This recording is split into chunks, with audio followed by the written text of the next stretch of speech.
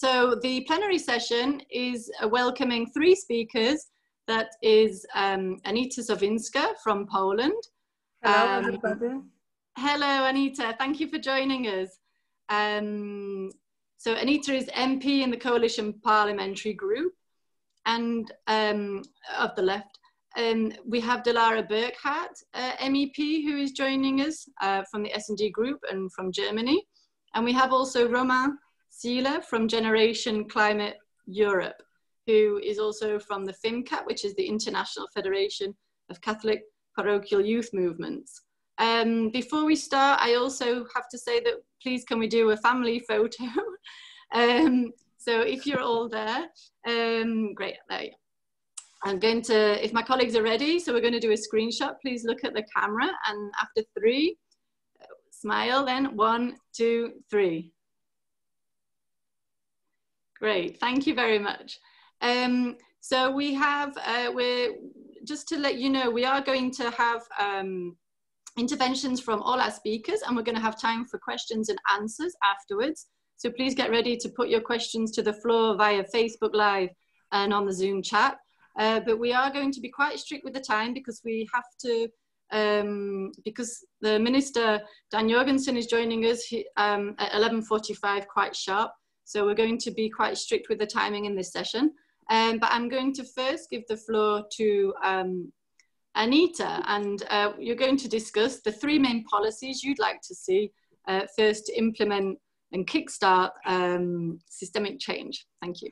Yes, thank you very much for the invitation, and thank you for so that I have the occasion to participate in this Call to Europe conference. I think it's a very good idea because I think we sometimes miss this opportunity to discuss also on the country level what is going on, what are the decisions making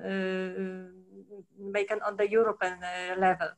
So I appreciate this very much. So I would like to, when I prepared to this session, I was thinking about what the politician could do to accelerate the change. So, you know, I'm from my previous job, I was project manager and also consultant in process improvements. So I saw at this process of the climate change and our transition from the project perspective, I would say. So, and I see the goal, which is very ambitious. So it's climate neutrality by 2050 and where we are. So, and I see a big gap now. So this is the first conclusion I have. And the second one is that sometimes our actions which are going in different directions. And I think one of the reasons is that maybe we should rethink our targets and our measurement system. So, and I give you an example. So maybe from the area of waste management, or maybe rather circular economy, because circular economy is a brighter idea than waste management. And it is very often confused with recycling, which is not the case. So as you know, the European Union has set the targets of packaging recycling. So which is, for example, for paper and cardboard, it's 75% by 2025. And the question for me is this really the good target? Because this means that, for example, the office which produces 1 ton of paper waste can recycle 75% of this, so maybe 750 kilo. And is it good or not? I think it's not, because we should rather think about waste minimization. So it would be better to set the target that this office would produce 100 kilo instead of 1 ton. Yes. So, and this is one thing. And I see also in other areas similar stories. For example, in agriculture subsidies. So nowadays, it is so that the farmers receive subsidies for the area of their plants, yes, farms.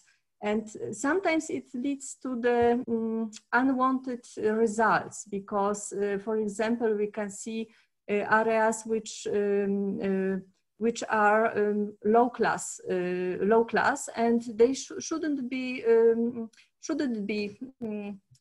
sorry for my English. Shouldn't be taken for cultivation, yes, but rather maybe they should increase the area of forests, for example. And also we have here in Poland a huge problem with drought.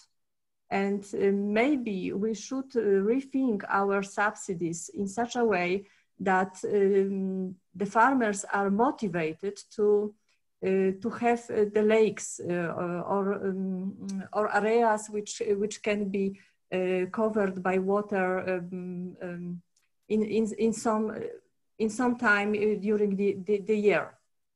And so, and the proposals from the scientists are on the table. Yes, so that's and maybe we should rethink if this could be changed, because the decision how we set targets and how we set measurements have very big impact into the future.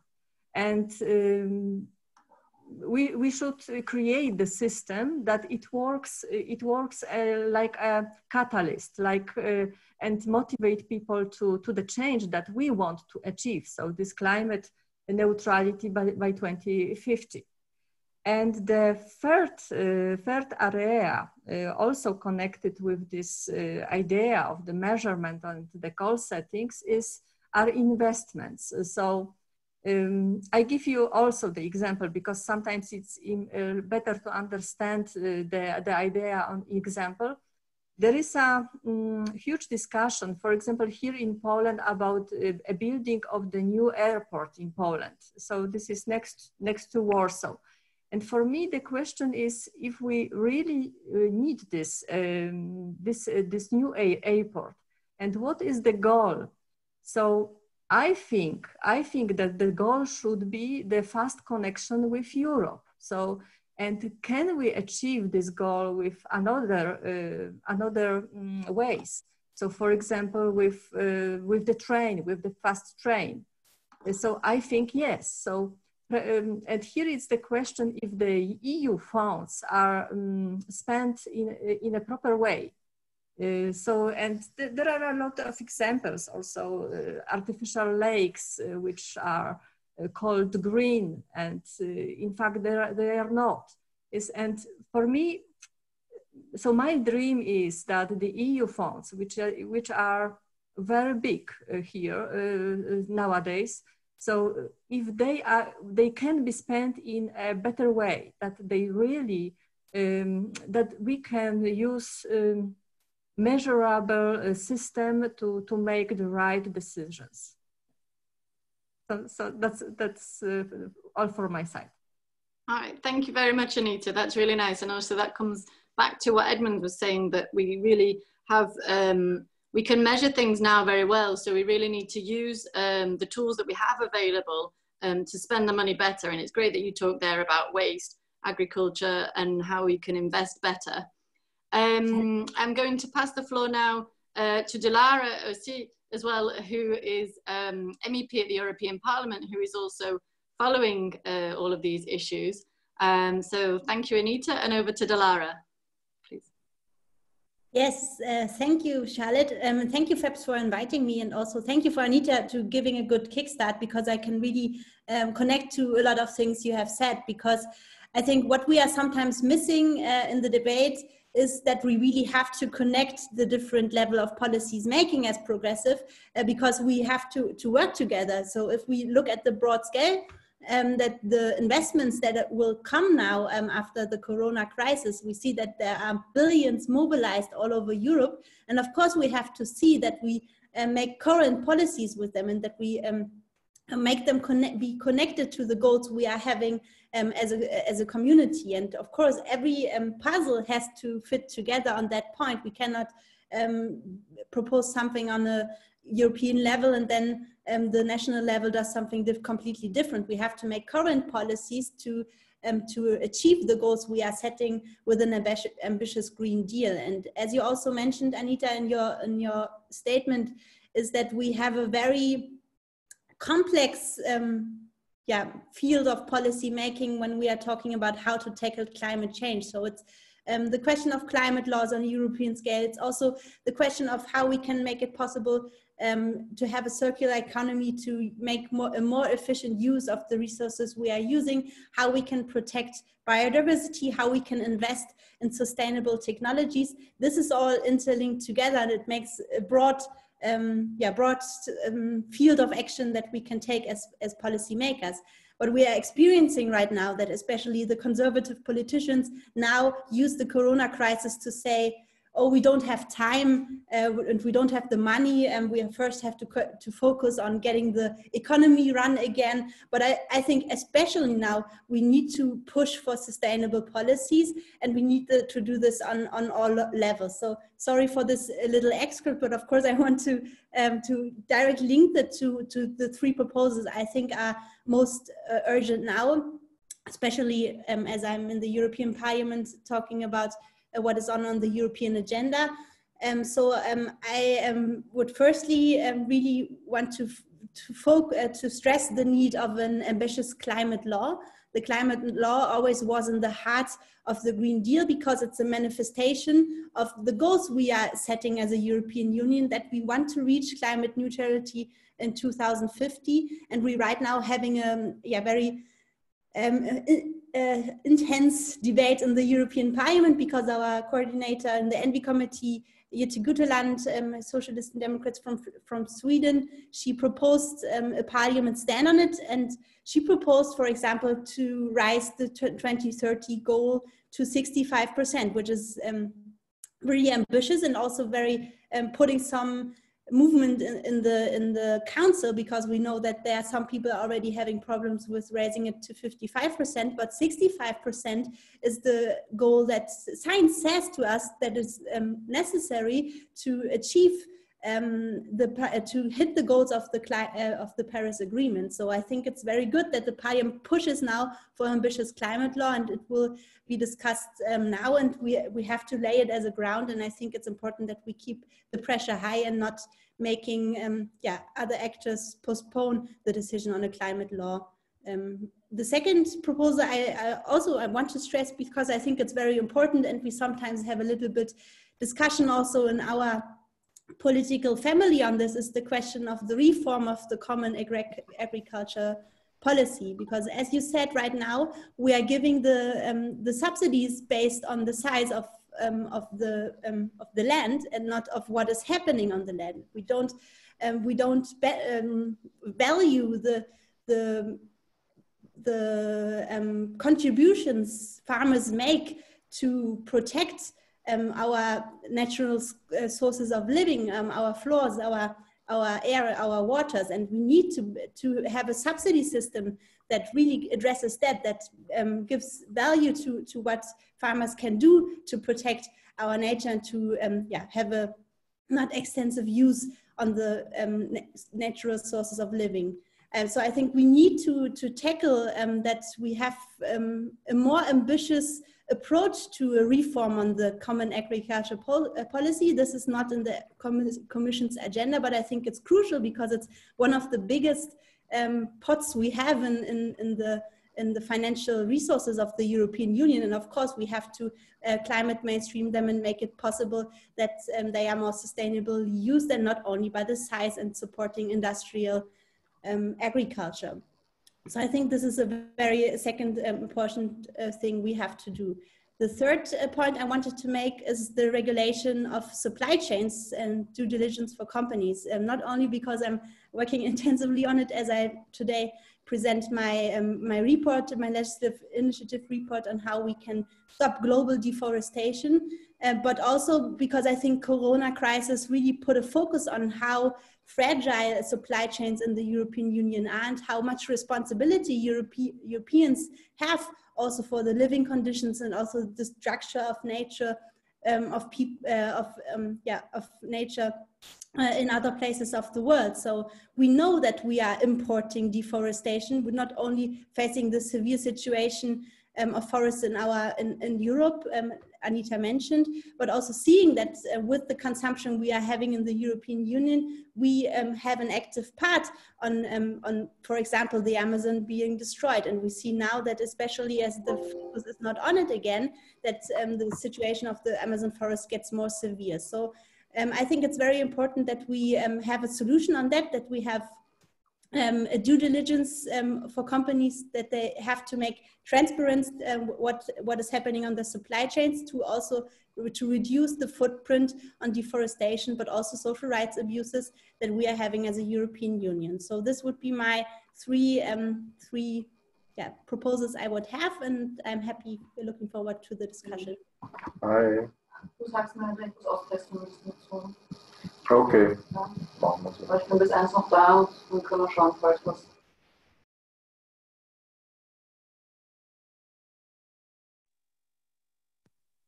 Can you hear me now? Yeah. We're going to move to our last speaker on the plenary session, which is Romain. Just to remind you that after this, we're going to have a short moment for questions and answers. So please get ready to put your questions to our panelists on Facebook Live and on the Zoom chat. So there we go. Thank you, Delara, and over to Romain. Perfect. Thank you very much. First of all, I want to extend my thanks to FEPS for inviting Generation Climate Europe to this high-level event. It's really an honor to speak alongside MEP BURKHARDT and MP SOWÍNSKA here. I first of all want to talk about green recovery and the European Green Deal in general. I think we are at a crucial point in time. The decisions we'll take now and during the next weeks and months will impact Europe, its people, and its economy for a very long time into the future. And I think that means that we have to make sure that every part of the recovery after COVID-19 is focused on sustainability, focused on an economic model that works for both people and the environment around us. And if we choose to strengthen the status quo, which some countries are trying to do, we'll just create a technology lock-in and support jobs that have no future. And that will leave us with even bigger environmental and social problems 10 to 20 years down the line. If we, however, choose to embrace a truly strong green recovery and a strong European Green Deal, I think the end of this pandemic can be the beginning of a new era for Europe and its economy in general. Targeted climate policy, support for modern and green technologies, and for people who have to switch jobs can create a European leadership in the sectors of the future. That does not only mean that we improve living standards on one side and create better and more sustainable jobs, it also makes sure that we do not destroy the world around us at the same time. Therefore, we need this green recovery. We need to make sure that we do not support dirty and old industries. And that means we need to end fossil fuel subsidies and that we do not support jobs that have no future. But we have to create new ones. And we need to push ourselves even further. We need to use both the carrot, and to use that analogy, of green investment and the stick of more ambitious climate goals to set our economy really on the right track heading into the future. And I really agree with MEP BURKHARDT on this, kind of echoing the new proposal that's on the table. We from Generation Climate Europe believe that both the coal phase out and a 65 to 75% reduction of CO2 until 2030 is necessary to really achieve this transition. And then, I mean, the main topic of today is climate justice. And I think just a transition is not all. COVID-19 has shown that the differences within our unified Europe are still substantial, both within countries and across countries. And in order for this project to work, everyone in society has to sign on to our ambitious goals. And that means that our vision of the future has to work for everyone. We need solidarity. We need to support people and regions that will lose due to the necessary transition. We need to offer training to allow people to thrive in this new future that we're creating. And we need to make sure that the ones that are able to afford it pay their fair share in this transition. And we need to make sure that we overcome this as a union. I think that will require a lot from all countries. From some, it will require more buy-in into the European idea. From others, it will require more willingness to provide financial support to other countries that are in need right now. But I'm an optimist, and to be honest, I'm sure that we can overcome this together. The last thing, which is the most important, obviously, for me as a representative of Generation Climate Europe and of the youth in that context, is youth participation. Young people are the future of Europe. That might sound like a phrase, but we have to make sure that it really becomes more than that it becomes a guiding principle for our actions. We need to support young people and make them ready for the world of tomorrow that we're creating. That means more vocational training, better education, and a strong support for mobility within Europe. Young people will also suffer most from the consequences of the climate crisis. That is a strong issue of intergenerational justice in this context. They therefore deserve a say in important decisions, which they usually do not have, in particular because many of them are not able to vote. And as mentioned during the last session, it is time to move really from this youth washing that we observe in so many cases right now to a real participation of young people in European decision-making.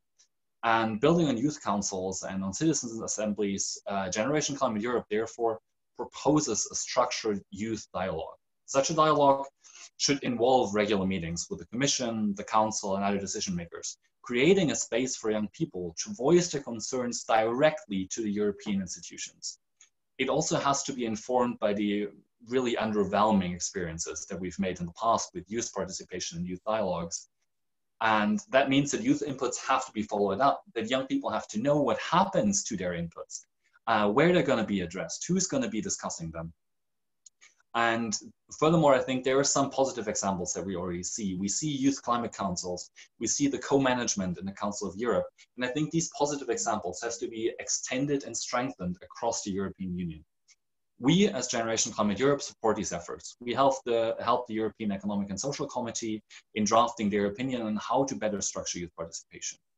And we currently have a large online survey on climate justice on the way, where we try to really gather inputs from young people, from youth organizations, on what they see as the most pressing issues when it comes to climate justice. We've already gotten several hundred replies, and to be honest, we're overwhelmed by the creativity and by the ideas and by the energy that the young people have. And their suggestions really have a huge range. They range from more support to poor countries, to better international public transport, and especially more accessible international public transport, to a coal phase out. And we really see that young people are concerned with these issues. They think about it and have their own opinions. And I think that's why they also deserve to have a voice. And I think the last point I really want to make here is that we have to be aware that COVID-19 gives us an idea about how human action leading to climate change could lead to catastrophic consequences in the future. And that means that we have to take action and make sure that really everybody in society can buy into our idea of a just and green future. And we have to take action right now. Thank you very much. Very much. Thank you very much, Roman. And absolutely, this is the core message of our conference today, that we need to have action on climate justice. This is our call to Europe. We've got now just 10 minutes for a short 10 minutes for some questions. And I'm also going to, if I give the floor to the speakers, please can you, if you want to react or close to go back to anything that's been mentioned, please do so now, because you might not be given the floor again, let's say. So I see that there's some questions coming in. Actually, one I think is very important is from Bartos in Poland for Anita. So I think that this is your colleague, but nevertheless, a very important question is, how can we convince the idea, how do we sell, let's say, the idea of the Green Deal to conservative voters, especially in Poland? I mean, this was also mentioned in the other interventions as well. Delara, you mentioned the problem of conservatives trying to water down the legislation. So, you know, we need to convince different communities, let's say, across our political spectrum, in tackling these issues that we've been talking about. Anita, how would you go about this with the Polish example, please? I must say this is a challenge. So in Poland it is not so easy. However, I think so. I'm representing the left group, and I'm in the opposition now. But I think there are some opportunities to change also Poland in a green way, and I'm trying to find the areas where we can find the compromise. And for example, I see such an area in terms of fighting with drought. So keeping water in Poland. So nowadays I'm running in some experts kind of a project, and we will try to change also the law in Poland to promote renaturalization of rivers, I would say like that. So this is such an area which I think that we can find a compromise, because everybody in Poland already see the problem. The only thing is that we yet not agree about the methods, how we can fight with this problem. So the government suggests to build new artificial lakes, which is not solving the problem of drought. Yes. However, I think the crucial thing how to convince the government to the green change is social power. So activists, as some people are also in this conversation mentioned. I think this is crucial. And when I try to manage this change of water in Poland, I'm trying to find some people which could help in such a social power. So, for example, I'm trying to find such people not only in environmental NGOs, but also in the agricultural NGOs or fishers. Yes, so we have to think about some creative ways how we can touch this. It is not so easy, but I think it's important. It's possible. And the another way how we can influence the government is it's simply economic, because this is seen, for example, here in the energy transition, which is so nowadays the government officially does not agree for the just transition from coal to renewable energies and energy.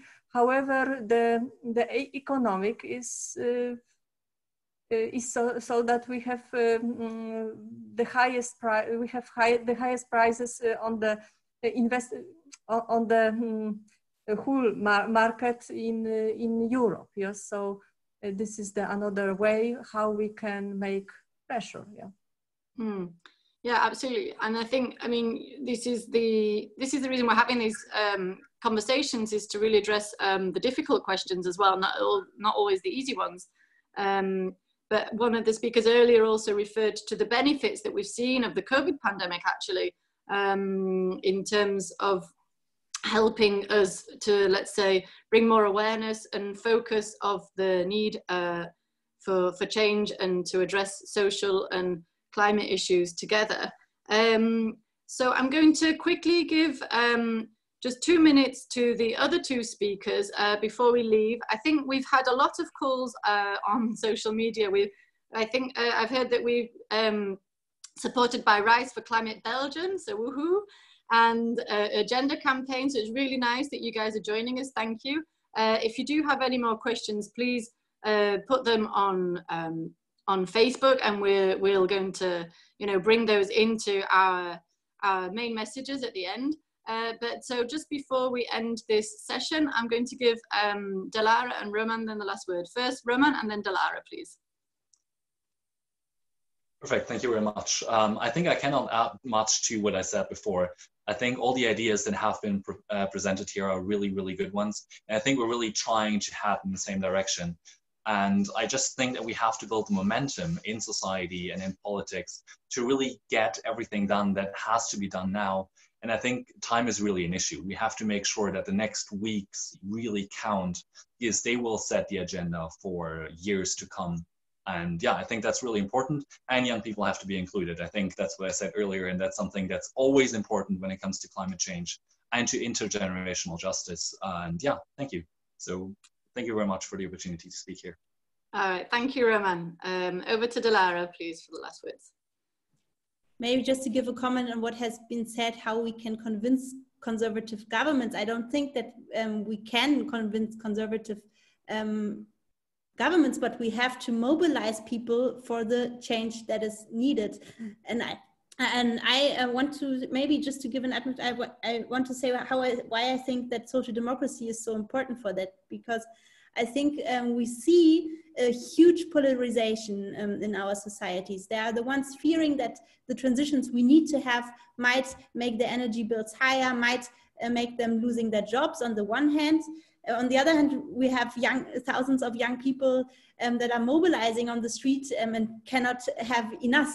So I think this is a big gap which we are standing in. And I think that it's not only about youth. I also see a lot of older generations being in solidarity with young climate activists. But I think that we have to build this bridge to the people that have that are scared about the challenges and the changes that might come, and the ones that want to go forward. And I think this is our task by having something like I will call it Red Green Deal, where we put up the investments, where people have the security of having perspectives in the new economy we want to create with the investments we are making in the Green Deal.